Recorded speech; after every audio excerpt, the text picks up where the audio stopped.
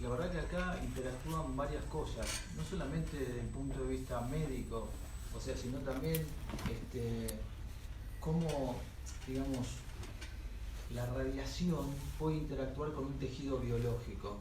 Y la verdad que el médico sabe cómo interactúa ciertas radiaciones, quizás las más potentes, las más pesadas como las ionizantes, pero no tanto las no ionizantes. Y yo creo que en la Argentina, espero no equivocarme, pero creo que no hay nadie que se dedique a esto, a cómo interactúa las radiaciones electromagnéticas por radiofrecuencia con el tejido humano. A nivel internacional hay, pero no se crean que tantos.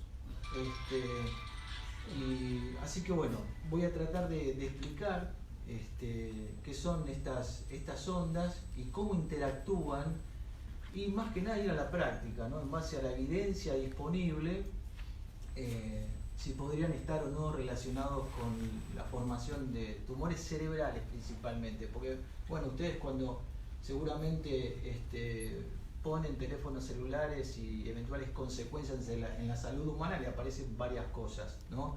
Y esto es parte de lo que aparece. Entonces la pregunta es, ¿esto es real o no?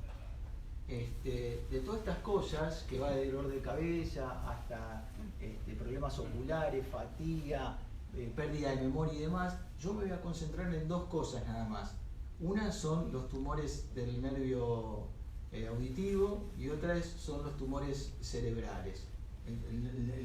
Y voy a dar quizás algún tip sobre los posibles trastornos en la fertilidad que podrían llegar a producir también este tipo de ondas.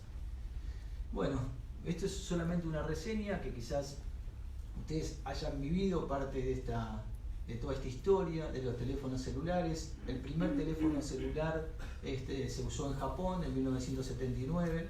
Era eso que ustedes ven acá, ¿no? Que pesaba realmente más de 1 kilo, difícil de transportar.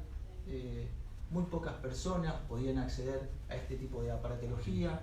En Suecia aparece en 1981 y ya en 1983 empieza a cambiar un poco el formato, se hace más anatómico, pero miren, o sea, el peso era casi de 1 kilo de este tipo de teléfono, se descargaba muy rápido, había que cargarlo prácticamente mucho tiempo y era poco, por ahí, poco maleable, ¿no? Y salía $4.000 en ese momento. Lo más importante es esto, que utilizaban una frecuencia que iba de 450 a 900 MHz y la potencia era de 1,3 watts, o sea, realmente una potencia importante. Solamente en 1984 había 900.000 personas que tenían acceso a este tipo de dispositivo a nivel mundial, ¿no? Pero bueno, yo creo que el primer aparato celular fue el de Maxwell, creo que ese fue el primero de todos, 1960, creo, ¿no? Ni los suecos ni los japoneses. Después empezó a masificar el uso de celulares, entonces aparecen los teléfonos de segunda generación, los digitales, que tienen ciertas particularidades. La particularidad es que son más chicos, dura más la carga, mucho más fácil de usar, usan una frecuencia un poco mayor a la anterior y menos potencia. Menos potencia para nosotros se traduce con menor energía, menos irradiación, por decirlo de alguna manera. Y después aparecen los que usamos hoy en día, los de tercera generación, los smartphones, que bueno, ya son prácticamente mini computadoras, ¿no? Pero fíjense cómo se expandió el uso de los celulares. Ya prácticamente más de 5 billones en el mundo utilizan teléfonos celulares. O sea que es muy difícil encontrar a alguien que no lo use ya prácticamente. La frecuencia más o menos la mantiene y quizás ha bajado un poquito la potencia del aparato. Obviamente esto tiene que ver con el tipo la cantidad de energía que disipa y la cantidad que se irradia. Algunos dicen, pero bueno, ¿cómo el teléfono celular va a producir daño si la energía cae dentro o utilizan la frecuencia conocida como la frecuencia que utiliza el microondas, que va del 10,8 a 10 a la 12 Hz, muy cerca a la que utiliza, por ejemplo, la televisión o la radio. Pero bueno, acá la respuesta es muy sencilla. Nadie se pone un microondas al lado del oído o próximo al cerebro. Claro. En cambio, el celular sí.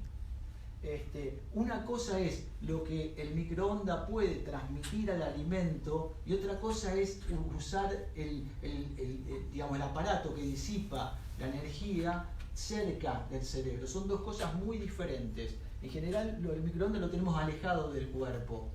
Es verdad que el rango cae ahí, cae justo entre el microondas y la televisión o la radio. Y después están las radiaciones infrarrojas y las radiaciones ultravioletas y las radiaciones ionizantes propiamente hechas. Las radiaciones ionizantes no hay duda que son cancerígenas. Y yo le diría, y todo el espectro de acá sería no ionizante, ¿no? Dentro de las no ionizantes tienen las ultravioletas. Está mal decir que las radiaciones no ionizantes no producen o no pueden generar cáncer, porque de hecho uno de los carcinógenos más importantes es la luz ultravioleta, la del sol. O sea, personas expuestas mucho tiempo al sol tienen más chance de hacer cáncer de piel o melanoma. Entonces, las radiaciones no ionizantes son carcinógenas, sí pueden serlo. Hay muchos problemas, o sea, para poder conducir bien un estudio que se refiera a telefonía celular, porque la cantidad de energía depositada en el cuerpo depende de varias variables, de varios factores. Uno de esos es el tipo de celular, si es más viejo, si es más nuevo, si utiliza más o menos potencia, generará más o menos radiación. La otra es las torres. Las torres, las de estación, ¿no? Donde el teléfono trata de mantener o de conectarse. Cuanto más alejado de la torre estamos, más potencia necesitamos, más nos irradiamos. Hoy en día hay más torres, entonces teóricamente la potencia que necesitamos es menor y la radiación sería un poco menor. Entonces, cuanto diferente es, si estamos, o sea, cualquier vehículo en movimiento, va a ser más difícil establecer esa conexión y la potencia que vamos a necesitar es mayor. O sea, si usamos el celular en el oído cuando estamos en el auto, nos irradiamos más. Cuando estamos en un lugar cerrado, la radiación tiene que atravesar la pared y obviamente la potencia del aparato tiene que ser mayor para poder establecer esa conexión. Entonces, muy importante la distancia a la base, la cantidad de base que haya en relación a lo que es la irradiación. Lo otro es, el teléfono de línea es seguro, porque el teléfono de línea, digamos, se transmite por la línea, no en forma inalámbrica. Ahora, diferentes los teléfonos inalámbricos. Los teléfonos inalámbricos mantienen la conexión con la línea y la base del teléfono sería un símil torre de esta, ¿no? Y nosotros con el teléfono inalámbrico, de alguna manera, el teléfono está tratando de establecer la conexión con la base del teléfono. Lo estamos irradiando igual. O sea, también utiliza ondas electromagnéticas de radiofrecuencia. El de línea, no. Para poder definir si algún elemento, sea químico o físico, puede inducir cáncer, tenemos que recurrir de dos definiciones, que es la carcinogénesis y que es un carcinógeno. La carcinogénesis es un proceso complejo de etapas múltiples que involucra acumulación de cambios genéticos que lleva a la expansión clonal. O sea, el primer concepto es, para que la carcinogénesis sucede, tiene que pasar un tiempo y tiene que pasar una exposición prolongada, ¿no? Y generar varios daños seguidos, porque por suerte el cuerpo tiene la posibilidad de corregir algunos de esos errores, ¿no? Si se corrigen esos errores, no se va a generar ningún trastorno, ningún problema. Pero a veces, bueno, el cuerpo, la célula no lo puede corregir y se manifiesta el problema. Para que exista esto tiene que haber alguien que lo genere, que sería el carcinógeno. El carcinógeno es un agente capaz de actuar sobre una célula, modificando su comportamiento normal y haciendo que ésta comience a dividirse de un modo anormal y exagerado. Entonces genera un tumor. El carcinógeno, por definición, debe inducir en animales de experimentación o en individuos expuestos alta incidencia de un tipo determinado de tumor o un tumor poco frecuente o bien tumor en edades más tempranas que la población expuesta. Típico el cigarrillo. O sea, el cigarrillo genera varios tipos de cáncer. El más conocido sería el cáncer de pulmón, pero también está asociado con el cáncer de cabeza y cuello, está asociado con el cáncer de esófago, con el cáncer de vejiga, para citar algunos, también con el cáncer de colon. Pero recuerden que 7 de cada 10 cánceres de pulmón están relacionados con el cigarrillo. Entonces es un carcinógeno bien establecido. ¿Con qué se asocia? Más que nada con cáncer de pulmón. Otro de ellos es el asbesto. El asbesto está asociado con un tumor poco frecuente que es el mesotelioma. Entonces la exposición a asbesto nos puede llegar al mesotelioma. ¿Qué es asbesto? Perdón. El asbesto es un material que se usaba en la época del 60, 50, tuvo un pico de producción en el 40 y en el 80 empieza a declinar la producción y el uso. Se usa como aislante térmico. Que se usa para calentar, para poner arriba de la para evitar, llama, como aislante se usa, ¿no? Entonces el problema ahora está en las casas que tienen el asbesto y se están demoliendo. O sea, el asbesto se inhala y queda retenido a nivel terminal del sistema respiratorio, muy cerca a la pleura. Entonces por eso genera este tumor de pleura que se llama mesotelioma. Entonces es un tumor muy característico, muy específico que se relaciona con ese agente. Esto es importante, la latencia. Ustedes conocen algún familiar, algún amigo, algún vecino con cáncer de pulmón. Pero bueno, fuma de los 15 años y el tumor lo hace a los 60, 65. Eso es la latencia. Es el intervalo entre que se pone al tóxico hasta que desarrolle el tumor.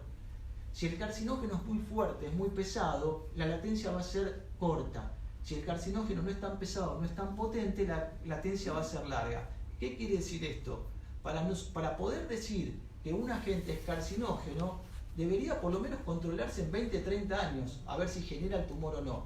Vemos en el consultorio muchas personas que de chiquitos estuvieron expuestas a radiaciones ionizantes, por ejemplo, por irradiar un tumor de piel, ¿no? Y después, 30, 40 años después, termina produciendo un meningioma o un glioma. Esos son tumores radioinducidos. Entonces, la latencia es importante. Para poder decir que algo no genera un tumor, hay que esperar un tiempo. O mismo para decir que lo genera, hay que esperar un tiempo. Ese tiempo no son 5 o 10 años, pueden llegar a ser 30 o 40 años.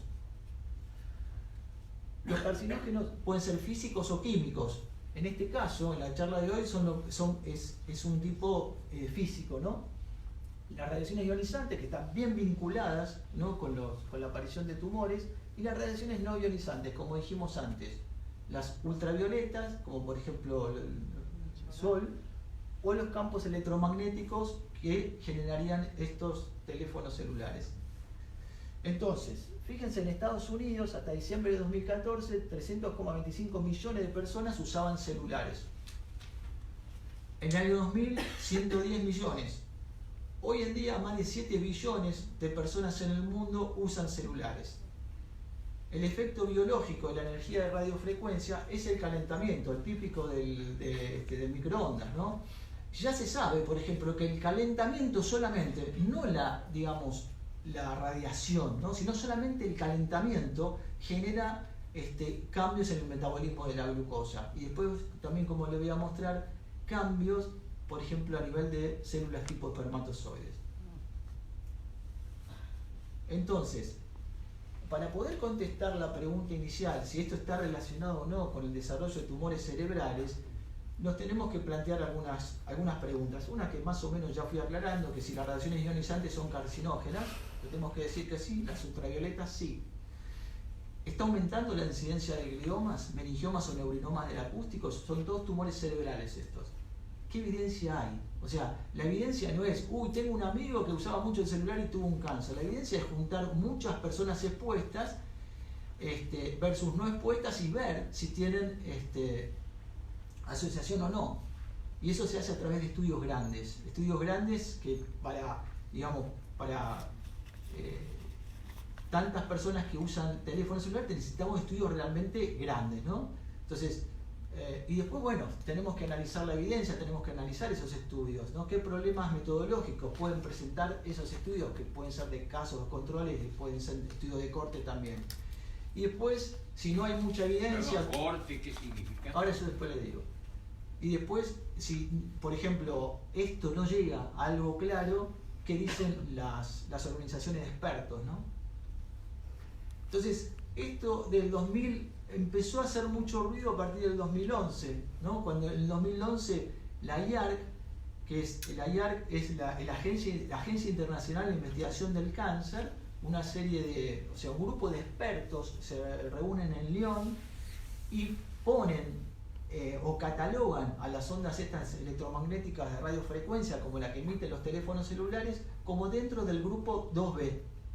Y 2B es esto que dice acá: posible carcinógeno en humanos.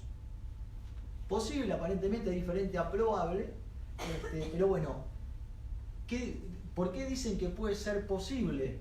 Porque cae acá, porque analizando la evidencia, ¿no? Estos expertos se reúnen, analizan todos los estudios que hay sobre el tema, principalmente tumores cerebrales y teléfonos celulares o inalámbricos, y dicen, bueno, analicemos todo a ver qué tenemos. Entonces dicen ellos, la evidencia es limitada de carcinogenicidad en humanos y menos que suficiente en animales de experimentación. Entonces por eso lo ponen como posible.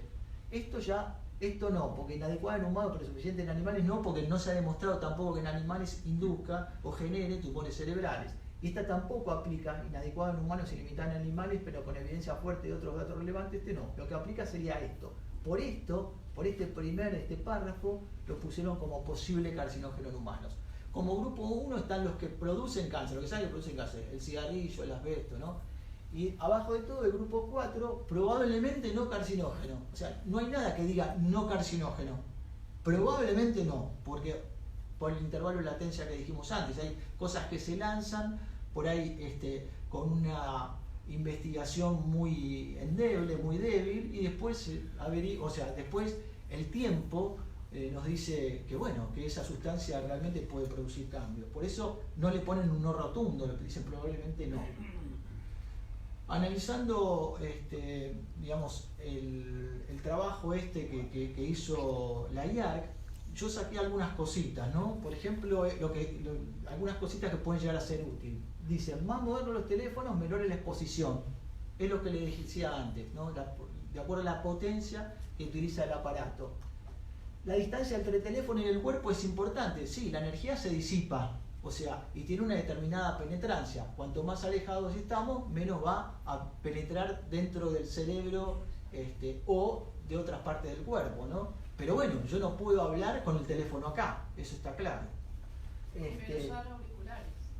O eso es otra cosa, porque recuerden, la energía se disipa por el aparato, Claro. ¿está? Es decir, el auricular, el aparato está acá y el auricular lo tengo acá. Si usted le pone el botón que dice que aumenta la potencia de la voz, no necesita tenerlo al lado. Yo no me irradio, si pongo el teléfono acá y la cámara acá no me Claro, estoy irradiando, claro. ¿está claro? Si yo lo uso para contestar WhatsApp o mensaje de texto, no me estoy irradiando. El problema es, y es más, la energía más grande se da cuando se establece la conversación, cuando levanto y contesto o cuando hago la llamada en inicio. Ahí la potencia es mayor, ahí es donde me irradio más. La distribución del campo en el cuerpo va a depender de la frecuencia, la polarización, la dirección de las ondas, que van para todas las direcciones en general, del peso, del body mass index, de la postura, de la edad del paciente. Después vamos a ver por qué.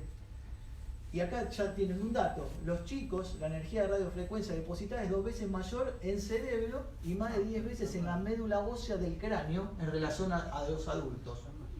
Y bueno, acá tienen una tabla de los carcinógenos por la IARC, ¿no? Por ejemplo, ustedes ven acá que esto, las personas que trabajan en la refinería de petróleo, que están en contacto con hidrocarburos aromáticos policíclicos, pueden hacer tumores cerebrales y la evidencia es 1, o sea, carcinógeno, ¿sí? No hay duda de eso. En cambio, los teléfonos celulares acá, 2B, probable, ¿no? Posible.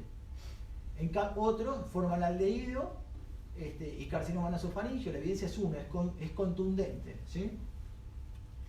¿Qué pasa en los chicos?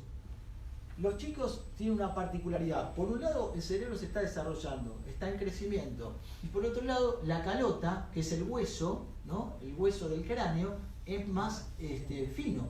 Entonces, eso es como la pared de alguna manera. Le opone una resistencia a la penetrancia de la radiación. Cuanto más fino es la calota, más va a llegar la radiación. ¿Ven hasta dónde llega? Cuando uno tiene el teléfono acá, un chiquito de menos de 5 años tiene medio milímetro de grosor de la calota. La radiación llega prácticamente hasta el oído opuesto. A los 10 años, donde tiene 1 milímetro de grosor la calota, la radiación no llega al opuesto, pasa un poco la línea media. Y en el adulto, donde la calota tiene 2 milímetros de grosor, prácticamente queda a nivel del lóbulo frontal y el lóbulo temporal. Entonces, el chico se va a irradiar más por una cuestión anatómica. Entonces, por eso, cuando uno dice que los chicos no usen el teléfono celular, ¿sí? Menores de 10 años traten que no, por esto, porque la radiación va a penetrar más, se va a irradiar más. Bien. Conclusiones del Working Group. El Working Group fue estas personas, estos expertos que se reunieron en Lyon y establecieron que estas ondas electromagnéticas de radiofrecuencia se clasificaban como 2B. Entonces ellos dicen, analizando toda la evidencia disponible, todos los trabajos que hay publicados, decimos lo siguiente: la asociación entre exposición a ondas electromagnéticas de radiofrecuencia de teléfonos celulares y gliomas es posible y no pueden ser descartadas solo por casualidad. La evidencia disponible es insuficiente, conectando la exposición de estos campos a los meningiomas, tumores de la glándula parótida, leucemia, linfoma y otros tumores. O sea, la relación estaría más que nada con el glioma. Para trabajadores expuestos son los que trabajan cerca de las antenas, ¿no? Telefonía, instalando antenas, arreglando antenas, eso serían. Los estudios tuvieron serias limitaciones metodológicas con resultados inconsistentes. Evidencia limitada en humanos para el desarrollo de cáncer y ondas electromagnéticas de radiofrecuencia basados en una asociación positiva entre gliomas y neurinoma del acústico. Algunos dicen, bueno, cuidado, porque hay algunos estudios que dicen que las personas expuestas tendrían más chance de hacer gliomas o neurinoma del acústico, que sería el tumor del nervio auditivo. Algunos miembros consideraron la evidencia en humanos como inconsistente. Entonces, acá evidentemente hubo gente que dijo, bueno, cuidado porque puede ser, y otro dijo, no, esto no. Entonces, por eso lo clasifican dentro del 2B. Esto es 2011, ya pasaron 8 años. Hay estudios muy sencillos, o sea, si uno se pone a ver hoy en día la tasa de fecundidad, ven que ha caído mucho. 14% de las parejas tienen algún problema de infertilidad. Entonces alguien se preguntó, ¿por qué pasa esto? Hicieron estudios muy sencillos, o sea, hay personas que usan el teléfono celular al lado, en la pierna, cuando van en el auto, apoyados en las piernas, cerca de los ovarios, cerca de los testículos, ¿sí? Usan el auricular, pero usan el teléfono ahí.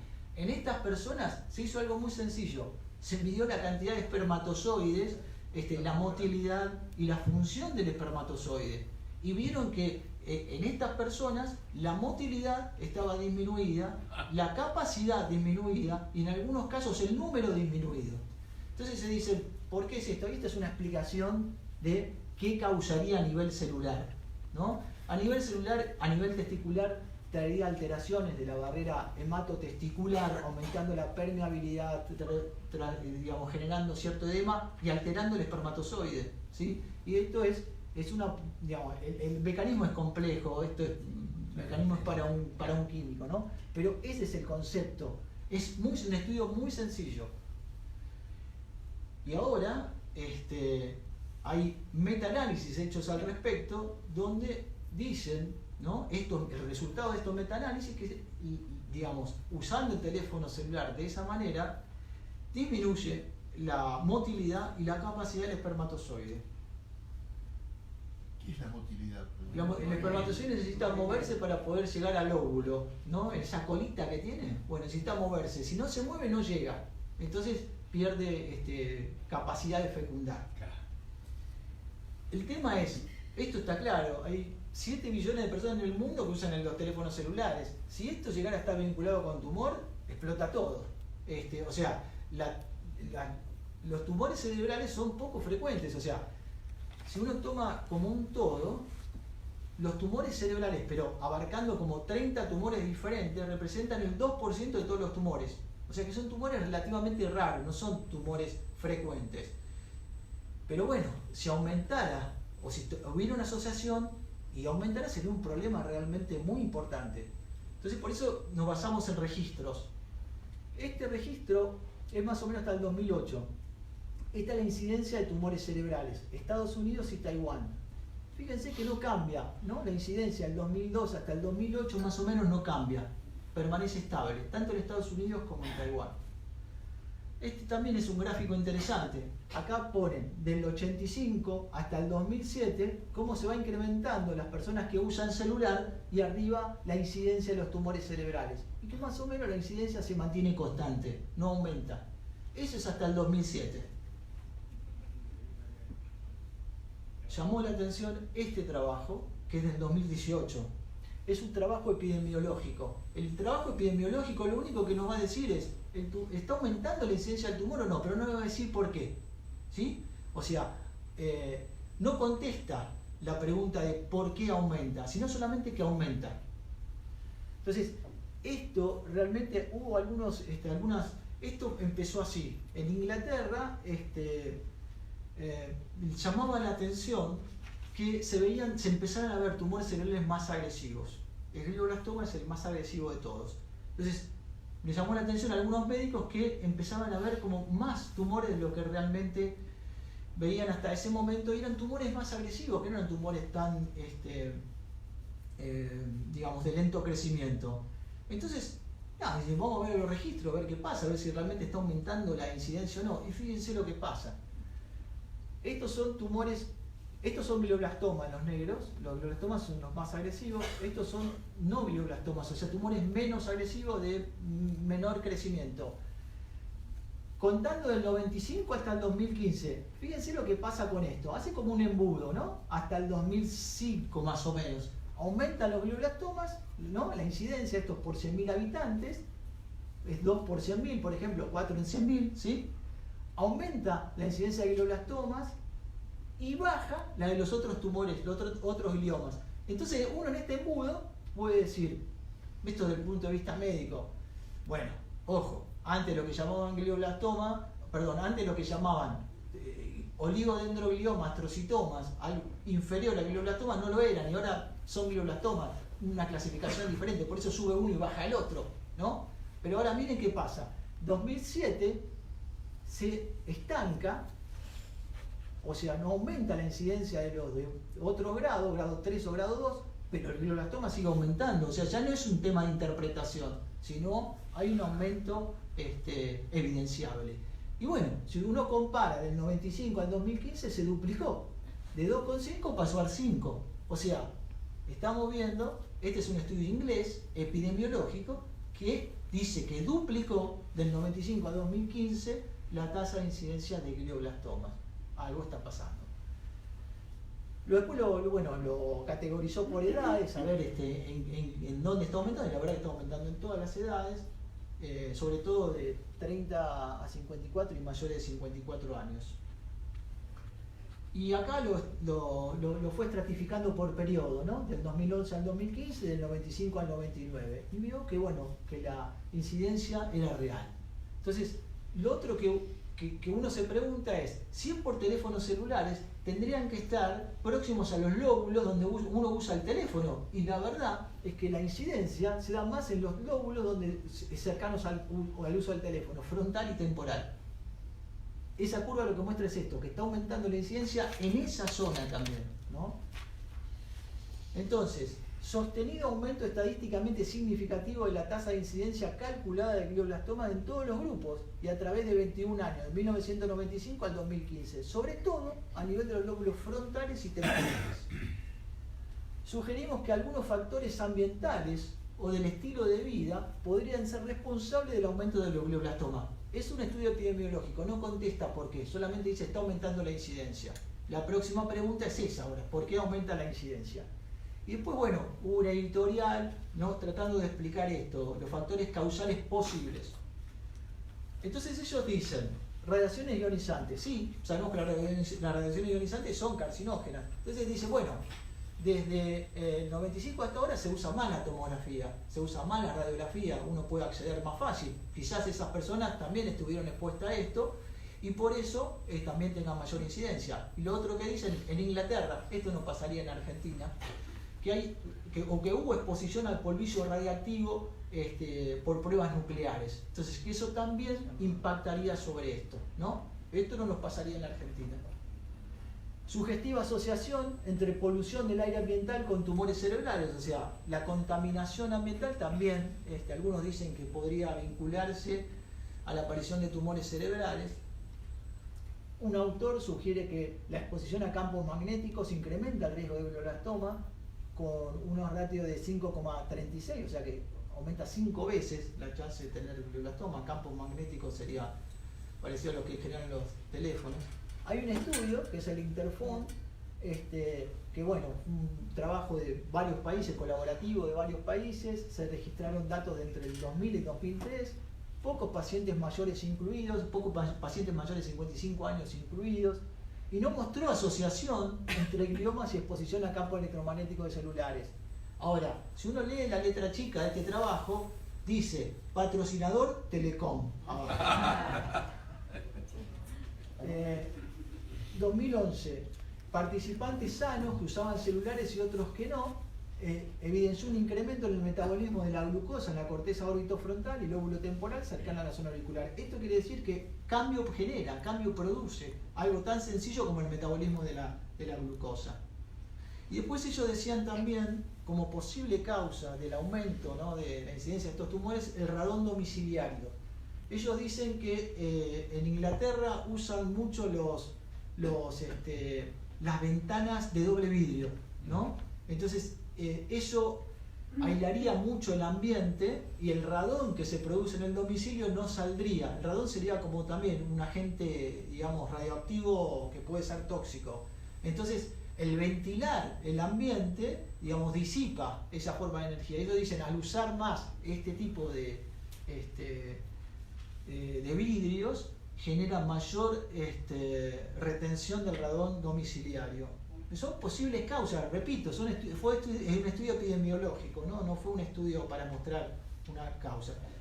Lo otro es un estudio sueco, ¿no?, mostrando más o menos algo similar, porque fíjense, empieza a aumentar desde el 2007. Los reportes previos nos daban datos hasta el 2007-2008.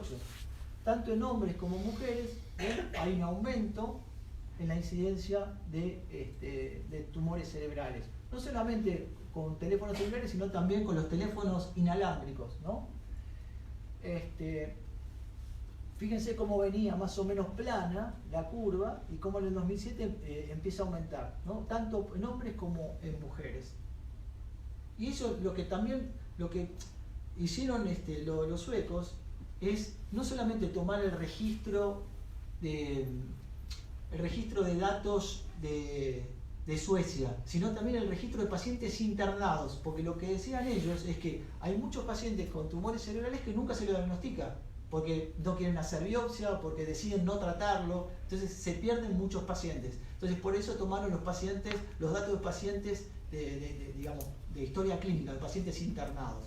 Entonces con eso uno no solamente mete al paciente que sabe el tipo de tumor cerebral que tiene, sino pacientes que eventualmente lo tuvieron, pero nunca fueron diagnosticados porque el paciente no quiso hacerse biopsia, porque la familia no quiso hacer biopsia y demás. ¿Cómo evaluar si existe asociación? O sea, aparentemente, por estos registros, el sueco y el inglés, la incidencia viene en aumento, ¿no? Argentina no tiene registros, no tiene registros de esto. Estados Unidos registra cada 4 o 5 años. De acuerdo a los registros de Estados Unidos, no hay aumento en la incidencia, pero el último registro que tenemos es del 2011, más o menos. Y entonces por eso están los estudios estudios de caso y control, los estudios de corte que dijimos antes. Los estudios de caso y control son sencillos, son personas que usan celulares, se analizan a las personas que usan celulares son comparadas con otras que tienen o no tumores cerebrales y se evalúa si existe asociación. Pero bueno, muchos de estos, de los tumores cerebrales, o sea, los diagnósticos están basados por registros hospitalarios o poblacional. Muchos de ellos no tienen digamos, un largo seguimiento. Y recuerden la latencia del carcinógeno. Yo para saber si realmente produce cáncer o no, necesito más de 10 años seguro. ¿Desde cuándo se empezó a usar tanto el teléfono celular? 2001, 2002. O sea, pasaron 17 años. Tampoco es tanto para un carcinógeno. También, ¿qué se busca? Son tumores de bajo. ¿Qué buscan los registros? Tumores de bajo grado, de alto grado. ¿Qué tipo de teléfono se usó? ¿Analógico, digital, los smartphones? ¿Cuál? ¿Qué potencia utilizaban los teléfonos? La calidad metodológica del estudio, el patrocinador, como le dije antes, pobre estimación de la precisión, porque está basado en datos de usuarios, ¿no? O sea, y acá sí, hay sesgos. La persona que tiene un tumor siempre dice que usa el teléfono más de lo que realmente lo usa, y la persona que, digamos, sana, por ahí dice que usa el teléfono menos de lo que realmente usa. Es muy difícil esto, ¿no? Hay que creerle, no hay algo concreto. O sea, no dice, este teléfono usó, esta persona lo utilizó 20 minutos en el día o 30 minutos, ¿sí? Esa información no está, es solamente lo que piensa o cree que la persona lo usó. Si uno hace la encuesta cara a cara, no es lo mismo que si la hace por teléfono, ¿no? Pregúntenle al gobierno, si no. Así que bueno, y hay baja tasa de participación de los controles, ¿no? O sea, esto no se paga. Entonces, una persona que usa el celular y no tiene tumor, y ya cuando te vienen con el cuestionario que tenés que llenar y hacerlo cada 2 o 3 meses, llega un momento que se harta y no lo llena más. Entonces hay una alta tasa de rechazo después. Un estudio caso y control, el investigador observa los casos y los controles sin alterarlos. Determina si la característica difiere entre los dos grupos. La exposición en este caso sería el uso de celulares. Y el relativo es la chance de tumor en personas que usan celulares dividido la chance de tumor en personas que no usan celulares. Si esto da menos de 1, el riesgo es reducido. Si da más de 1, el riesgo es alto o hay riesgo. Y si da más o menos cerca de 1, no existe beneficios más. Si da menos de 1, da como una protección, si se quiere. Bueno, y esto es algo estadístico que son los intervalos de confianza, si cae en 1 o no. En general no tiene que pasar por 1, tiene que ser mayor de 1 y no pasar por 1 para que sea estadísticamente significativo. Alejandro, te digo que queda poco tiempo para preguntas. Ya estamos. Esto es un metaanálisis, quizá uno de los últimos hechos. El metaanálisis junta diferentes trabajos, en este caso, o sea, hacen una búsqueda y ponen teléfonos celulares y gliomas, por ejemplo, tumores cerebrales. Entonces, haciendo eso, 530 trabajos. Pero bueno, esos tienen determinados criterios de inclusión, o sea, de qué lado lo usa, cuánto tiempo lo usa, si tienen después los datos de seguimiento o no, necesitan todo eso. Si no se cumple con esos requisitos, queda fuera del análisis. Entonces, haciendo todo eso, algunos están duplicados, ¿no? Entonces por eso lo saca. De todos estos trabajos, solamente termina analizando 11, porque son los que informan todos los datos que ellos quieren, ¿no? Y fíjense que acá, esto es la población general, ¿no? O sea, no acá poniendo, solamente es que usan el celular, no ponen cuánto tiempo ni cuánto lo usan, solamente es que usan el celular y que luego hacen gliomas. Y acá no hay asociación porque le da 0,98. Ahora, fíjense qué pasa acá, en las personas que dicen que lo usan más de 10 años. Acá sí hay asociación. Le da 1,44, o sea, y el intervalo de confianza no pasa por 1, o sea que acá la asociación es estadísticamente significativa, o sea que por este estudio las personas que usan más de 10 años celular tienen 1,44 veces más de chance de tener un glioma. Da una asociación. Estudios de corte, bueno, son los ideales los estudios de corte, pero son difíciles de hacer. Un gran grupo de personas que no tienen tumores al entrar al estudio, que usan celulares, son seguidos en el tiempo y se comparan la cantidad de personas que desarrollan tumor con otras que no usan celulares. La verdad que hoy en día es muy difícil de hacer porque hay muy pocas que no usan celulares. Resultado de diferentes estudios, muchos estudios viejos marcaban que no. El Interphone, el estudio caso y control sueco sí mostraba alguna asociación, el céfalo no mostró asociación, Un estudio danés de corte tampoco mostró asociación. Este estudio tampoco del Reino Unido mostró asociación. O sea, que hay muchos estudios hechos que no mostraron asociación. Pero ojo, la incidencia está aumentando y algunos metaanálisis nos dicen que podría estar relacionado. Entonces, yo creo que acá tenemos que esperar estos estudios que están en marcha, que están viendo la evolución, ¿no? Si desarrollan o no estas personas expuestas a tumores o no, y esto creo que nos va a dar una idea mucho más concreta de lo que realmente está pasando. Esto va a haber que esperar unos 10 años más o menos para tener los resultados, pero esos resultados van a ser mucho más valederos que los anteriores. Si uno se fija en el manual de uso del iPhone, por ejemplo del iPhone 4, dice, bueno, yo recomiendo que el teléfono lo usen a más de 15 milímetros del oído o del cuerpo, ¿no? El BlackBerry más de 25, yo no escucho nada realmente. Pero bueno, de alguna manera alertan. Y esto le quiero dar un ejemplo de lo que pasó con el amianto, con el asbesto. El asbesto se empieza a usar, fíjense acá, 1880, fíjense cómo aumenta el uso. Después de la Segunda Guerra Mundial, aumenta bastante el uso, llega un pico del 80 y baja. Acá baja porque se prohíbe el asbesto, ¿no? Se prohíbe. Este es el aislante térmico que dijimos. En 1926 ya se describen los primeros casos de asbestosis, ¿no? Inflamación pulmonar secundario al uso del asbesto. En 1945, cáncer de pulmón. 1960, mesotelioma. Se prohíbe fíjense acá, diciembre del 2004 entrará en vigor la disposición comunitaria que prohíbe la utilización de todo tipo de amianto en la Comunidad Europea. ¿Cuánto tiempo pasó desde que supimos que realmente genera el daño hasta que se prohibió? Pero bueno, esto sucede con todo, sucede con el cigarrillo también, ¿no? Que de hecho no está prohibido.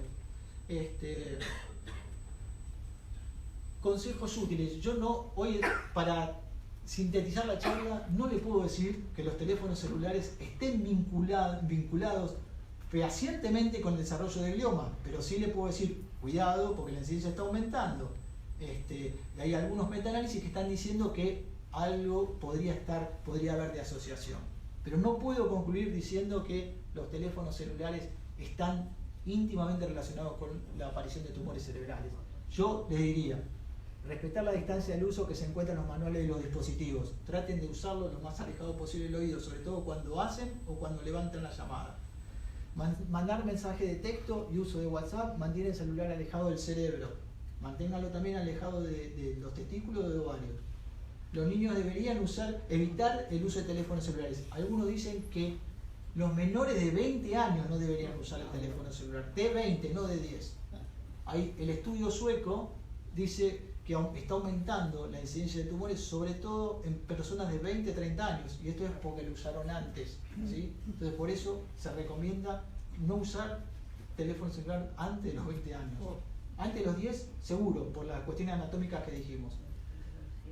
Usar el teléfono celular implica hablar por teléfono, no implica ver la serie, no implica ver el WhatsApp, reservar el uso del celular y hacer llamadas cortas y solo cuando no pueda utilizarse el teléfono de línea. Usar manos libres en la medida de lo posible. Yo creo que esos son los consejos que uno puede decir. Igual hay algo que es cierto, la telefonía cambia, o sea, los aparatos teóricamente tienden a ser más seguros, utilizan menos potencia, irradian menos. Eso es real, ¿no? Así que bueno, eso es lo que yo le quería decir con el tema de los teléfonos celulares. Cualquier pregunta que tengan, si se las puedo responder.